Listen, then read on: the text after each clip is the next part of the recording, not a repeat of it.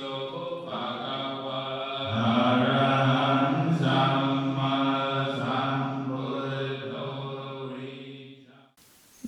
โมตัสสะภะคะวะโตอะระหะโตสัมมาสัมพุทธัสสะนะโมตัสสะภะคะวะโตอะระหะโตสัมมาสัมพุทธัสสะนะโมตัสสะภะคะวะโตอะระหะโตสัมมาสัมพุทธัสสะพุทธังธัมมังสังฆังนะมัสสามิ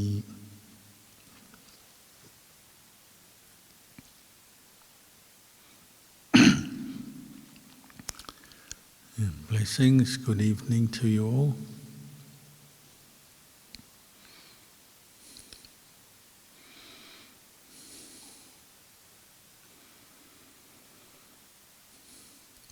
Yesterday we were visited by a man who used to look after the cows on the neighboring property to the monastery. So we had a chat about old times and joked about how the cows, when the grass was short on their side, they used to jump the fence and come and eat the grass in the monastery.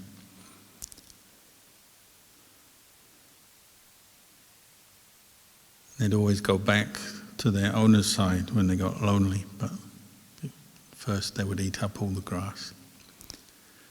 It reminded me of the teaching Ajahn Kalyano once gave about the meditator who has faith. Once they have faith in the practice, then they get energy and they want to meditate, they want to train their mind. And he said it's just like a cow seeing grass in the field. You don't have to make them go there, they'll just walk there, they'll go with it all by themselves because they want to eat the grass. The meditator, when they develop strong, continuous faith in the Buddha and his teachings, they get energy from that, and then you don't really have to make them meditate. They want to do it. It's just natural for them. Because they want to be free from suffering. And that becomes their goal, their focus, their purpose, you could say.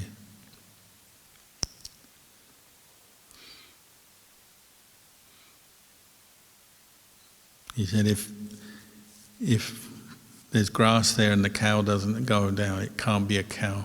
It must be a pig or some other animal.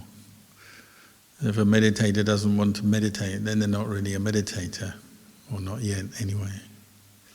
They don't want to go beyond the suffering.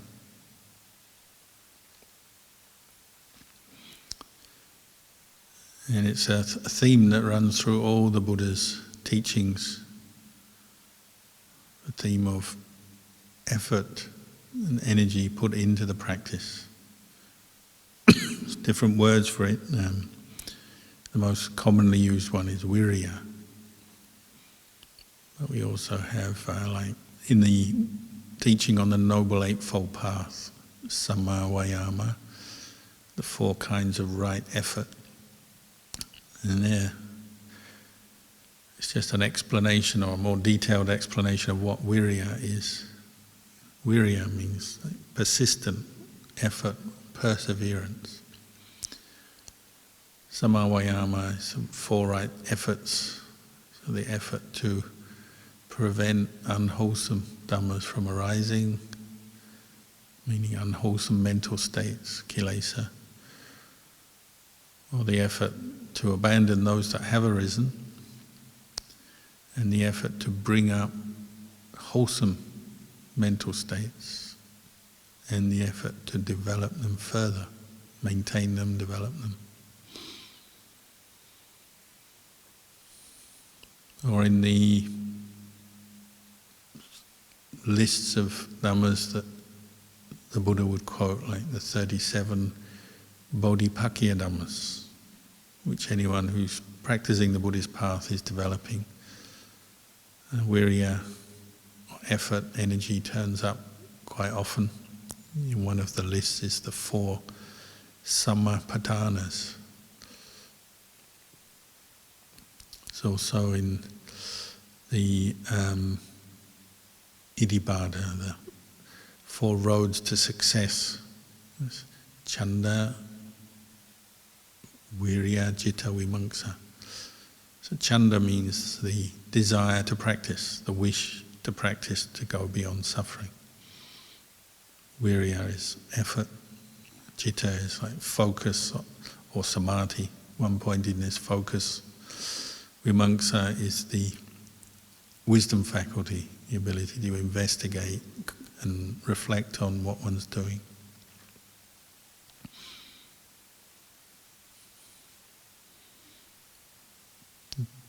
And the Buddha would always be talking about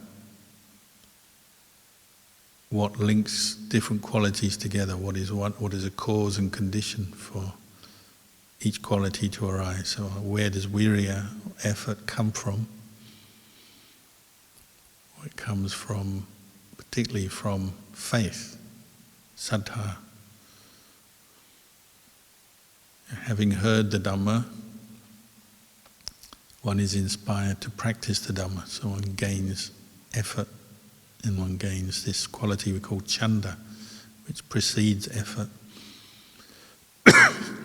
Sometimes people new to Buddhism have this view, they say, oh, the Buddha taught that we have to get rid of all desire. So if that's true, then how can we possibly do anything?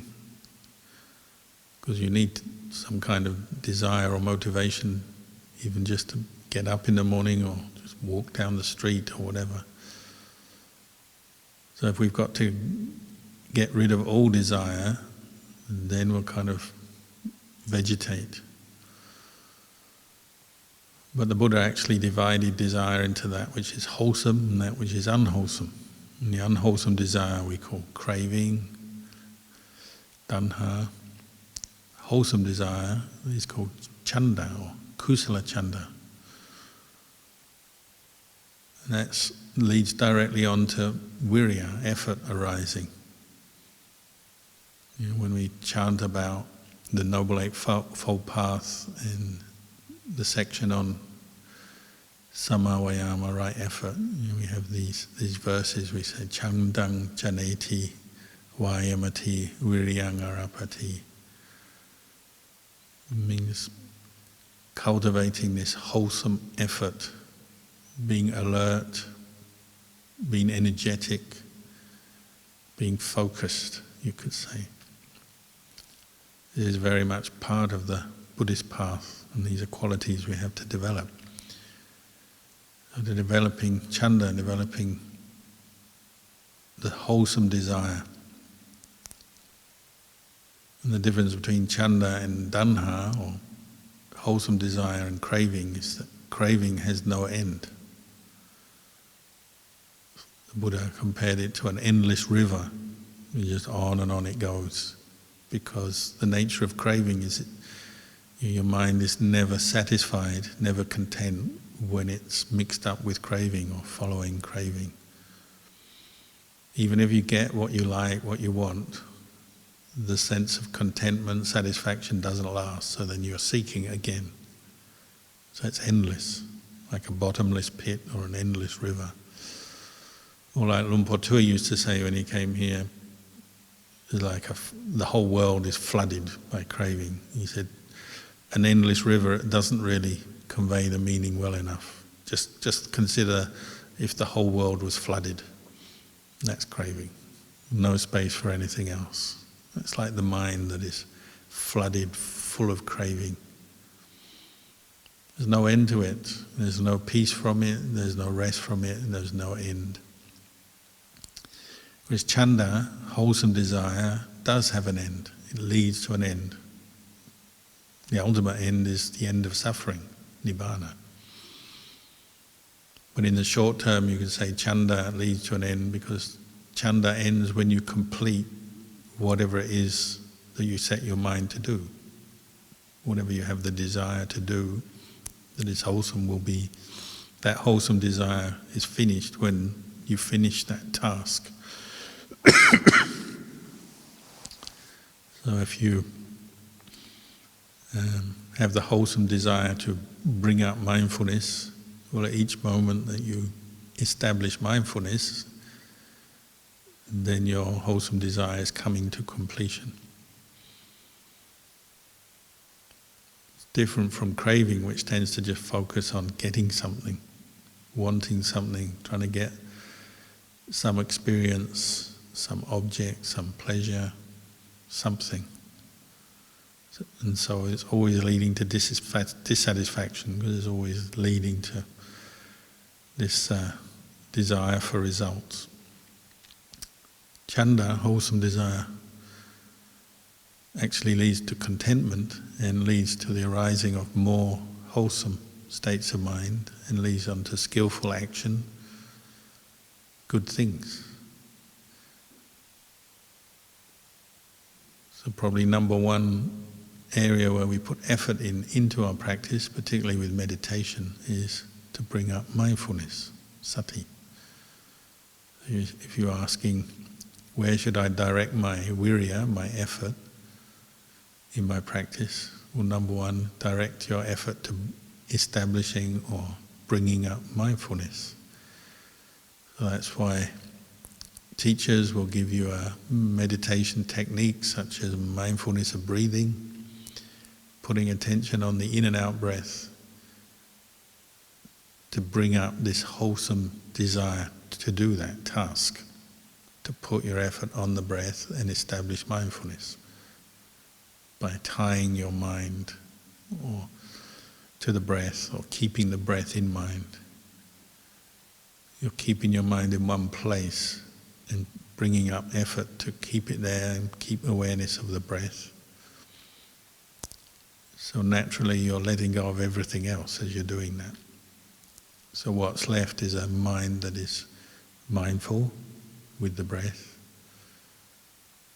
and energetic. It's different from craving, because craving leads to more desiring, wanting, more discontent. Mindfulness brings with it contentment. And so if you put effort into being mindful of the breath, you start to feel content. Even if it's only very subtle and not for very long, you still will start to feel better. Literally, you feel better when you're mindful of the breath than when you're not. Or you could be mindful of another object, it's not just the breath alone. But when mindfulness is established, you feel better.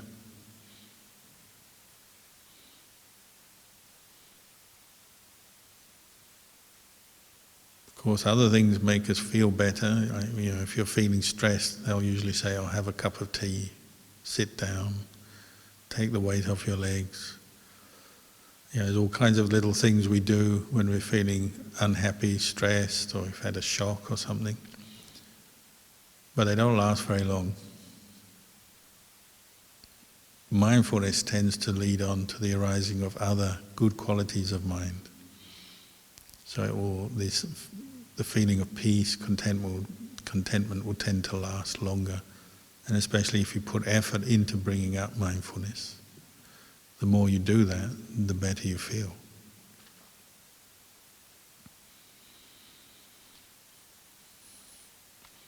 So this is central to the Buddhist path of the teachings the Buddha gave, the practices he encouraged us to do. They're centered around this quality of virya, effort. We have many little teachings the Buddha gave, viryena dukkhamaccheti. Suffering is overcome through effort. Suffering and stress doesn't just disappear. You wave your wand and it disappears. We all want that, the easy way, take a pill, get rid of it, do some simple thing, have a cup of tea and it goes. Well, it may temporarily disappear, but the real overcoming of suffering has to come through effort and persistent effort to keep returning to the practice over and over again. Real focus leads to success. So this is a quality you see all the teachers such as Ajahn Chah and many others. They develop this quality of persistent effort directed to the practice. Not just to the developing mindfulness, but keeping precepts, training their mind to abandon unwholesome states, stressful states of mind, and cultivating wisdom through wise reflection. Over and over again until that became the norm for them, just focused on the path, on the practice. If you ask, well, why did someone like Ajahn Chah become enlightened? Well, because he didn't stop, he didn't quit. He didn't become distracted, he kept returning to that practice, focusing on it, bringing up the effort. So he was able to overcome his suffering. And people who met him believed he had, because he didn't display suffering in his being, in his way of being, in the way he was.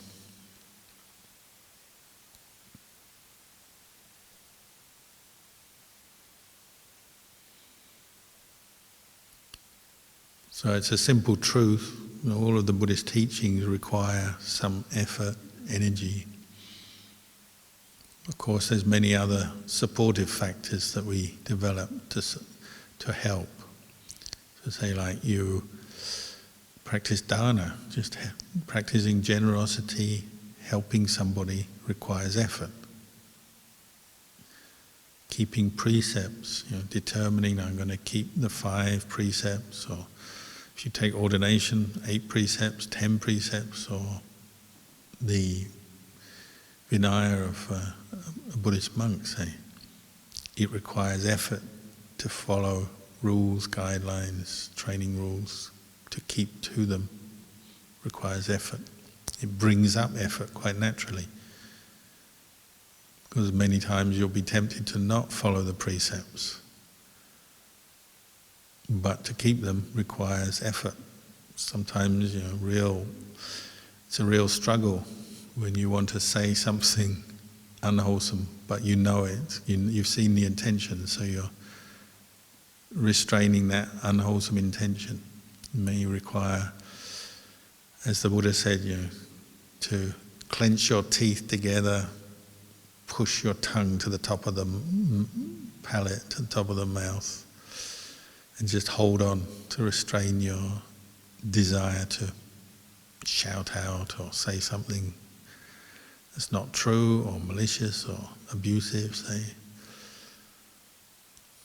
Or if you have strong desire, forced to get something, a strong desire for food, say if you're a monastic, the food at the wrong time, afternoon, can require some strong effort to restrain that desire. Probably the hardest one is sexual desire. If you're practicing 8 precepts, 10 or 227 precepts, to restrain sexual desire requires a lot of effort sometimes.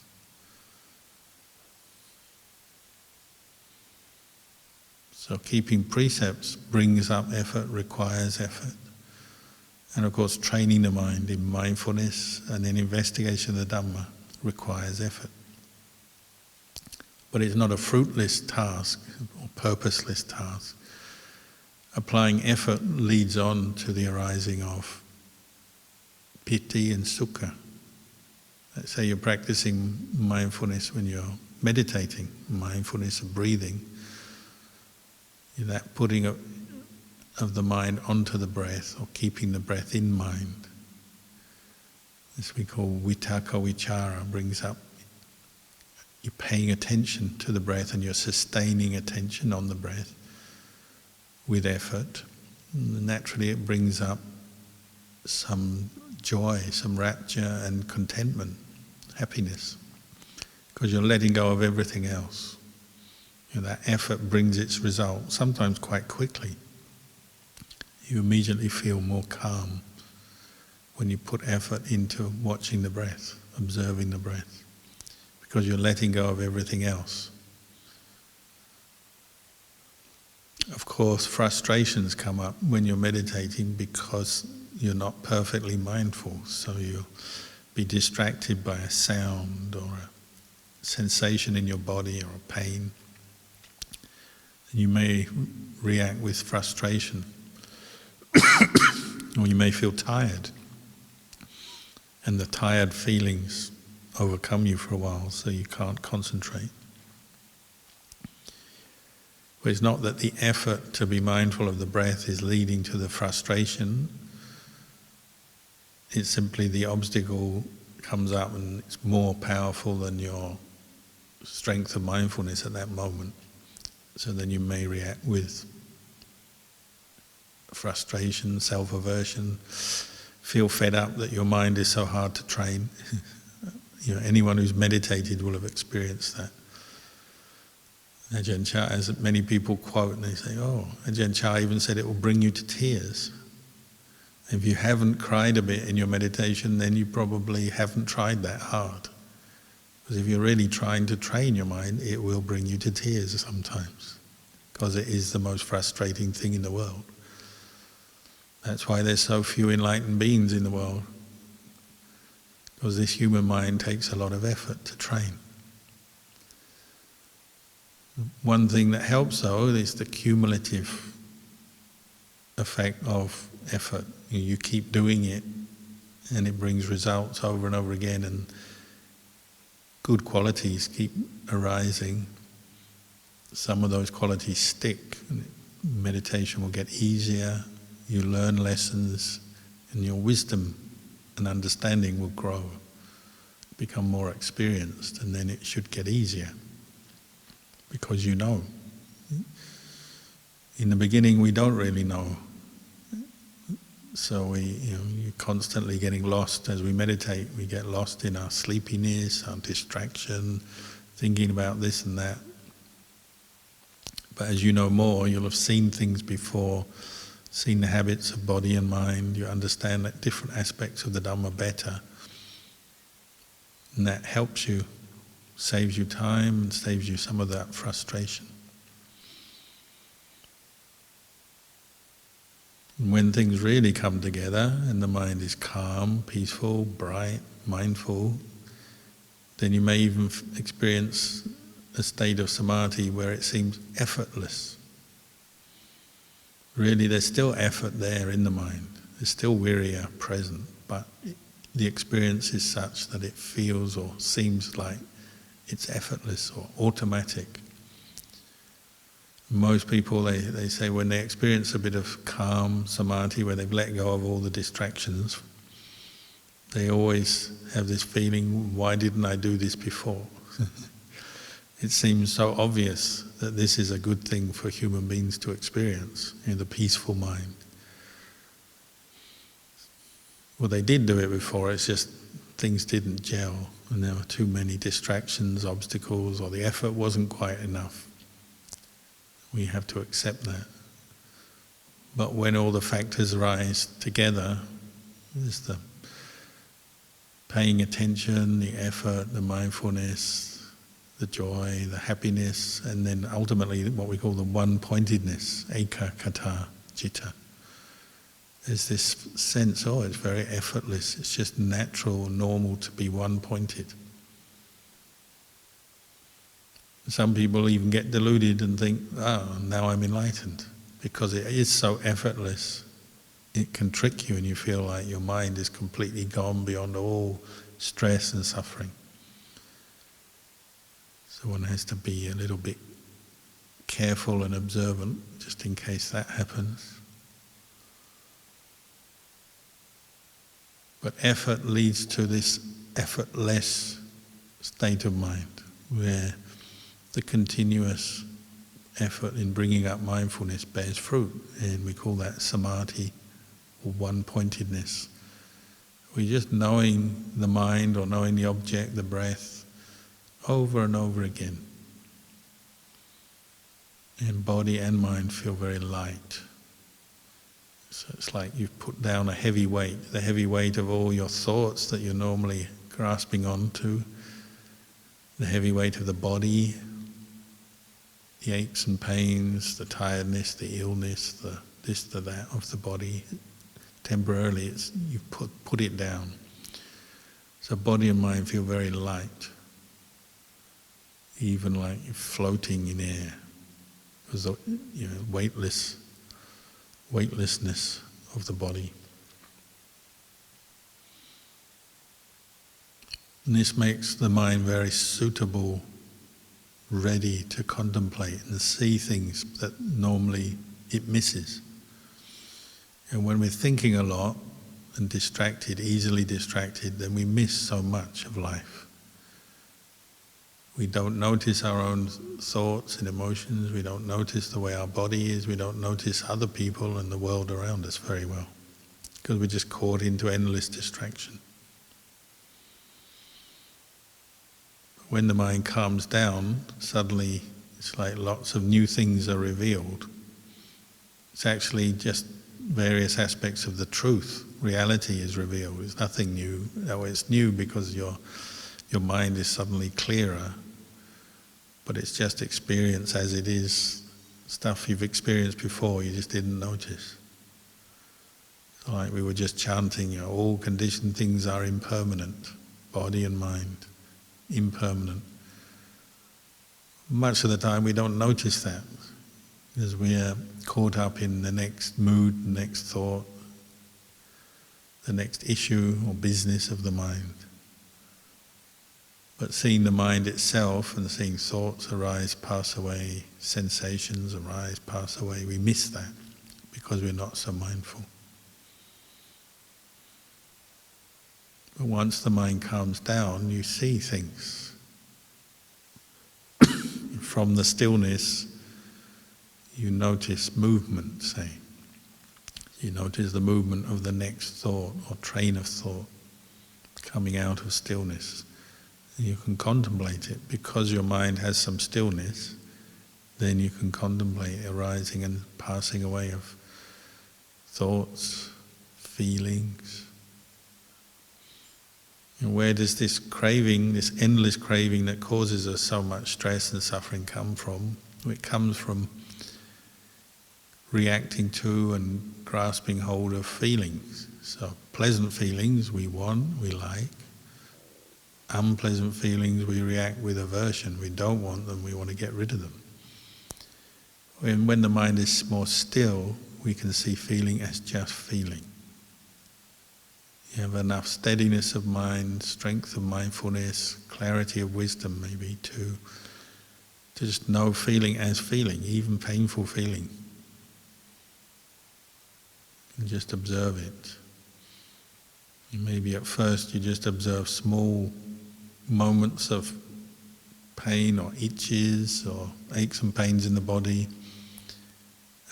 And with this one-pointedness, maybe just notice them as a feeling arising, passing away, but you don't have to react to it. You can just watch it, and maybe it disappears quite quickly because your mind is still. And little by little you might find that, painful feelings that used to just completely wear you out or distract you and put you in a mood or make it impossible to meditate or mindful. After a while you can be mindful of a painful feeling. And the same with pleasure. All kinds of ideas, memories, pleasant feelings, pleasant sensations that previously pulled our attention, distracted us, make us crave, want, imagine, fantasize. When mindfulness is strong and we have some stillness of mind, you can just see the pleasant feeling as just a pleasant feeling. It's just that much. It arises, passes away. When mindfulness can see that, then the feeling itself doesn't have so much value. You don't give it so much importance. And then pleasant feeling and painful feeling can be equal. They're just experiences that you know, but you don't get lost in or have to react to all the time.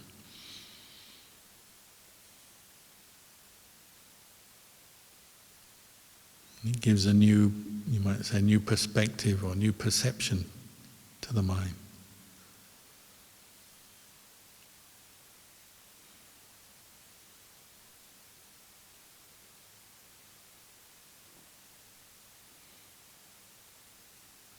All of this requires some effort, and that's why we have to keep practicing. That's why we keep returning to the meditation cushion or the walking path, listening to the Dhamma, coming back to it over and over again. Because that's the only way we can deepen our insight and make the mind stronger, make the mindfulness more continuous. And it's not unnatural, for us sometimes we go too far and we try too hard and wear ourselves out. That's okay. Once you realize that, you can come back to a more modest level of effort. Effort tends to waver, doesn't it? Sometimes it's too little, sometimes too much. Like that monk in the time of the Buddha, Sona, from a very good family, so he had very nice skin. If he was alive today, might be a model or something. Beautiful, fair skin from a good family, but he had great faith in the Buddha, so with his faith he got chanda, a lot of desire to really put forth effort into his meditation, and he found he got peaceful walking meditation. So he walked and walked and walked. Ended up walking all night until he actually wore his feet out because he was walking barefoot, and his feet started to blister, and then the blisters burst, and he actually was bleeding on his feet. And the Buddha called him over and said, "You're maybe overdoing it a bit. Just pull back a little bit and you'll find that your mind becomes more settled." When we try too hard, we push too hard, then that tends to lead to more agitation than we can cope with. If we don't sleep enough, we don't eat enough, or we try too hard, the mind can also not be balanced, not be settled. Trying too little, we all know that. Sleeping too much, eating too much, talking too much. We all know that. Distracting ourselves too much with trivial pursuits, frivolous things. But we can also push too hard, so we have to find the right balance with effort. I used to live with a monk who could walk meditation 8 hours a day, quite happily, and the more he did it, the more peaceful he got. His mind would become calm, his body would become very light, and he could go for 8 hours. So I thought, I better emulate that. I walked 8 hours a day. It made me very tired. A few hours a day was fine, but 8 hours was too much. So I put more effort into my sitting meditation and less into my walking. But he did his walking, so he got really peaceful and attained deep states of samadhi by walking meditation for many hours. He had faith in Ajahn Chah. Ajahn Chah said, walk meditation until your walking path is a trench. You wear away all the earth. So some monks can do that. Others are more skilled at sitting. Just depends.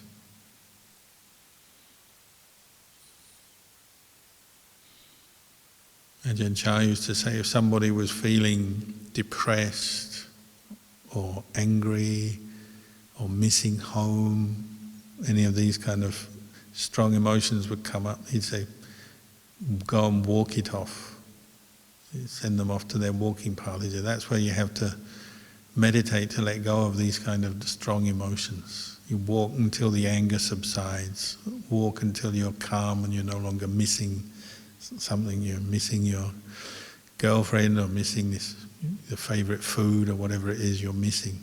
You walk it off through effort. Viriyena dukkha macchedi. Suffering is overcome through effort.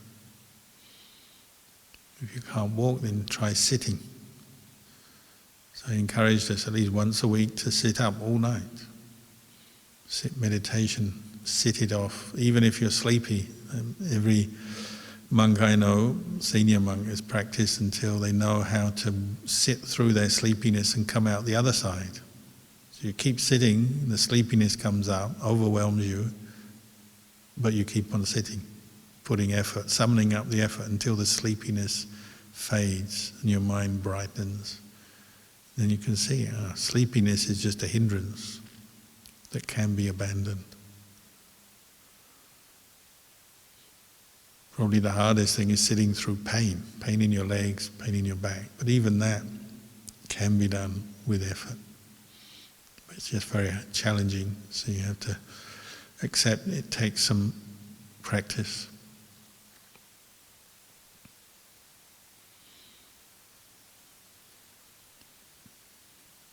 Whatever it is, the Buddha's recipe or method, and the method of Ajahn Chah was keep putting effort into establishing mindfulness. See that feeling as impermanent, see that mental state, that mood as impermanent, and then you can let it go.